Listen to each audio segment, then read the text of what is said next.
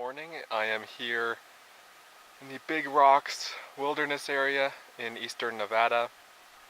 It is 8 o'clock in the morning. I woke up at about 7 after sleeping for about 7 hours. I set up the tarp at about midnight because it was raining and I wanted to have my window rolled down, so I set that up. I had a breakfast of yogurt and cheese, and now I'm going to go check out the boulders and the petroglyphs that I didn't see yesterday. I've been wearing this same shirt for a few days now. It's been a few days since I've showered, so I'm feeling pretty gross, and so I've set up my little solar shower to be warming up out here in the sun while I'm gone, and then I'll shower once I get back. If you missed yesterday's video, I'll just do a quick 360 here.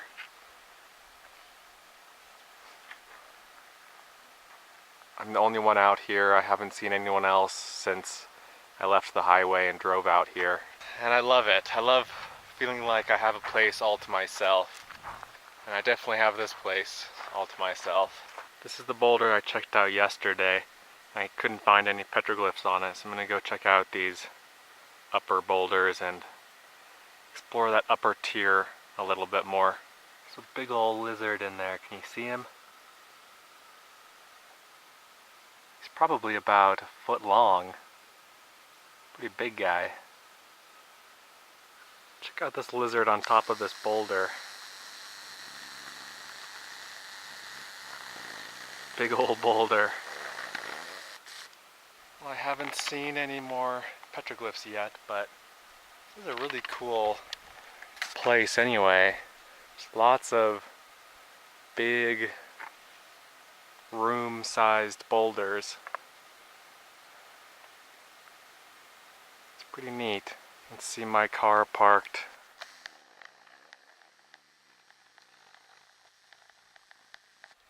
right there.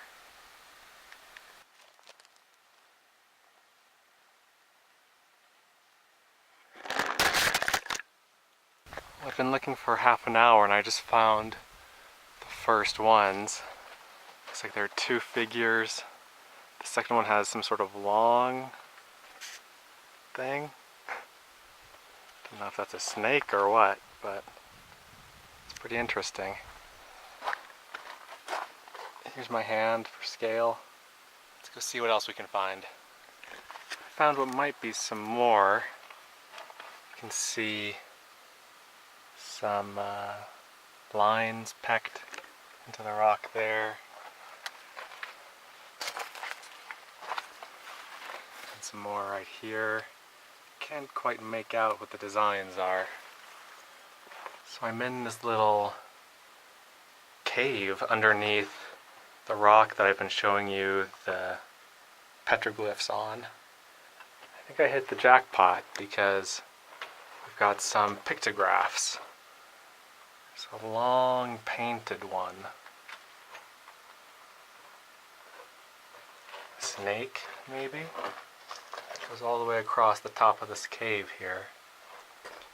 And then this one, maybe a sun. And there's several that I can't quite make out. You can see this little plus sign, this little cross painted on there. This is what I like to see. It's all well and good when you see petroglyphs and pictographs along the side of the road, and you know there's a fence or barrier keeping you from getting close. But when you just kind of stumble across them like this is when it's really, really neat. I'm heading back to my car now. I've been exploring the rocks for about an hour, and I didn't find quite as many as I was thinking I would. From what I read online, which admittedly is not very much, I thought that the hillside would be festooned with boulders with petroglyphs on them. That was not the case, but the ones that I did see made it worth made it worthwhile. So I'm glad I did it. I'm gonna head back to the car, take a much needed shower, and then I will hit the road again. I've got the shower pole all set up in the back of my car. I'm not gonna bother with the shower tent, the privacy tent. There's no one out here. But I did open up the rear door, put it out there so that if someone does drive by on the road out there, they're shielded from the worst of it.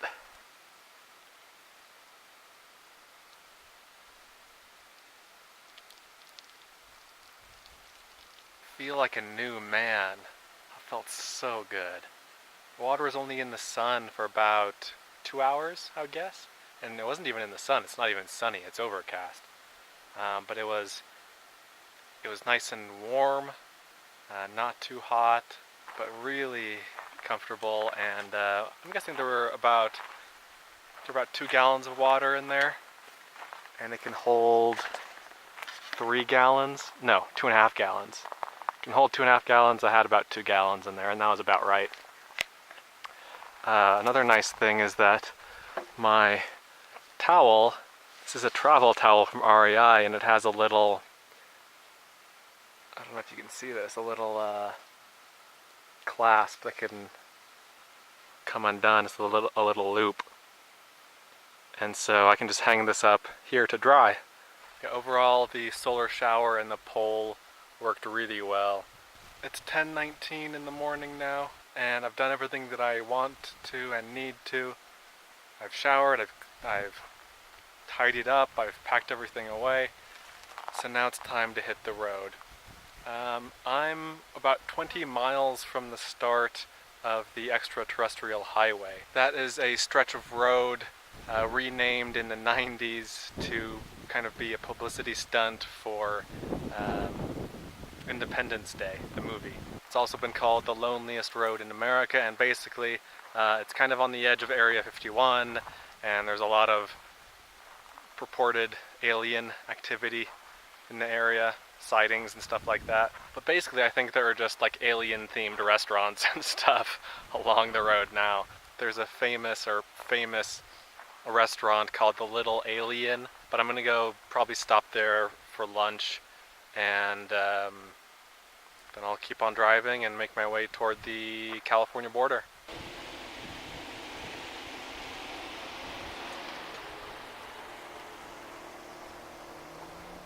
Well, here we are at the start of the extraterrestrial highway. We've got a nice, what is that, a B-2 bomber over there.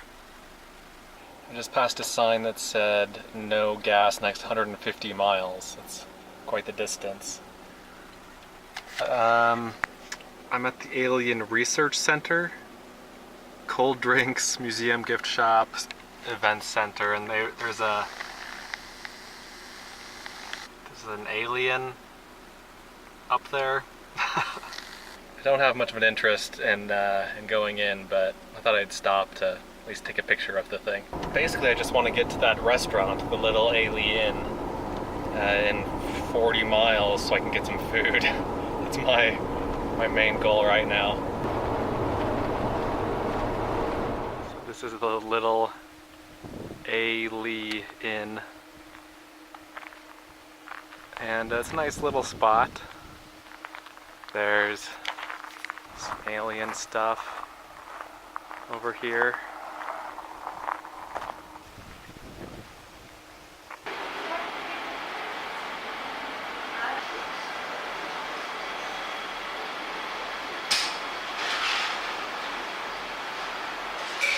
Well, that was pretty tasty. I had an omelet, a green chili omelet with hash browns and toast, and it was good. Also, I got talking with the waitress lady in there, and apparently Robert Burns, the poet, is her great something uncle. So that's kind of fun. Get back on the road and keep heading west.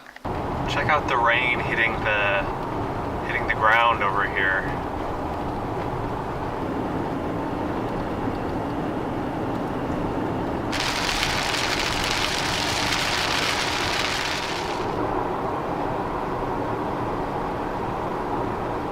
Stopped here in Tonopah, Nevada to get gas, and I really like this town. It has a very western, old west kind of feel to it, and it's kind of ramshackle and falling apart, but it's also a little bit charming because of that. I was here actually in February, beginning of February. This is the route I took home from Death Valley back to Utah. I passed through Tonopah, and every time I'm here I think, this is a neat little town, and there are these hills surrounding the city. You can see them up there too. I would never want to live here, but it's fun to pass through. I'm gonna head now further west into California. I'm almost into California now, maybe, I don't know, 5 or 10 miles from the border, but I wanted to point out this mountain here. This mountain has 2 points. The one on the left is called Boundary Peak. It's right on the border between California and Nevada, and that is the highest point in Nevada. And the peak on the right, that is called Montgomery Peak.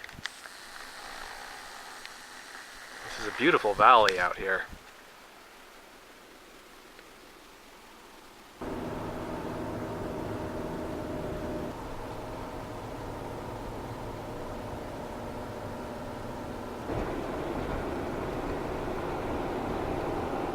Pretty close to the east side of the Sierras now, and I just wanted to point out Mono Lake out here, and you can see the big island out there in the middle of the lake. And then these volcanic remnants of a mountain over there, and this whole field here of volcanic ash or pumice or whatever it is. I'm driving out to the south set of tufa formations here on Mono Lake. There are a couple different areas of these tufa formations, and so this is one of them. I was just passing it along the road, so I thought I'd stop by.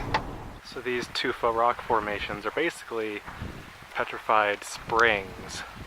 Spring water from bubbles up from underneath the lake, and it reacts with the lake water. The reaction forms calcium carbonate, which is basically limestone. All of these formations used to be underwater, but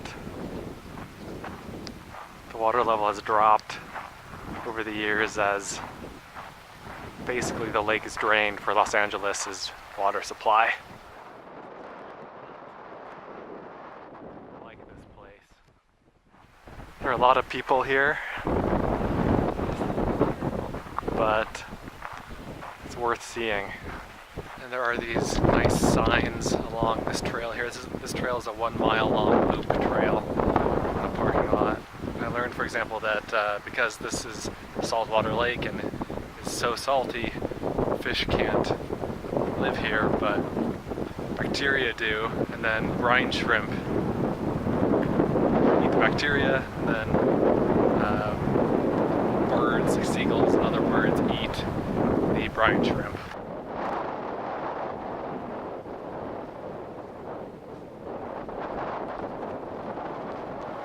This water is super clear, super pretty. There are people out there swimming. Looks like coral, doesn't it?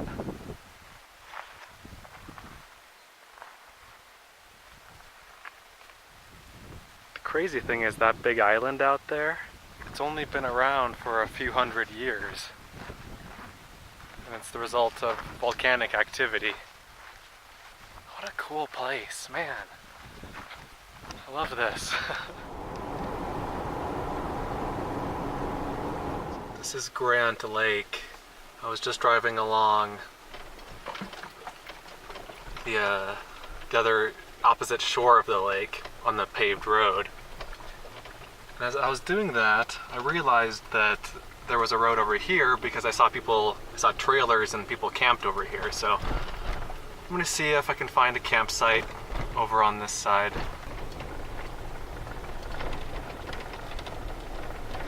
Well, I just found what could be one of the coolest campsites I've ever been at. It's as far as the location goes. So I've got the lake right here. And then the mountains back behind me.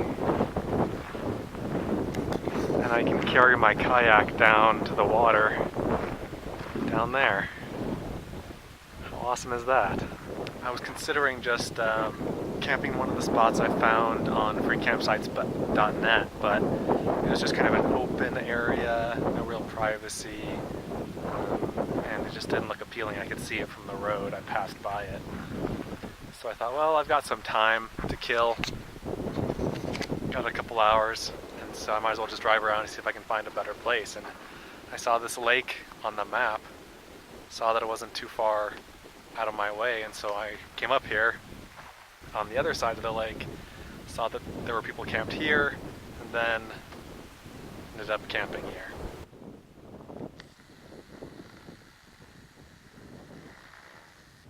It's a bit windy to be taking my kayak out right now, and the sun is about to go behind the mountain over there. So I think I'll wait and do that in the morning. For now, I think I'm just gonna pull out my chair and just sit and enjoy the view. I love this.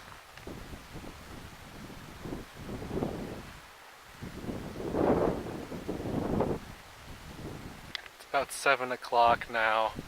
I'm gonna make some more nachos. Basically the same thing I made last night. I don't have a ton of groceries left. I haven't wanted to buy groceries because tomorrow I'm meeting my family in Yosemite and we're staying at the lodge, and I don't want my food to go bad in the car. I think I'm gonna call it a night as far as filming goes. I just want to enjoy this. It's making videos is hard work.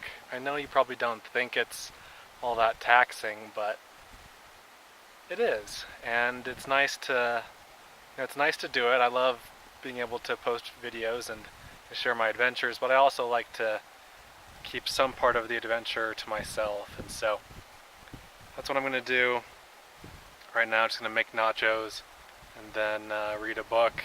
Thanks for watching, and stay tuned for more good stuff in the next video.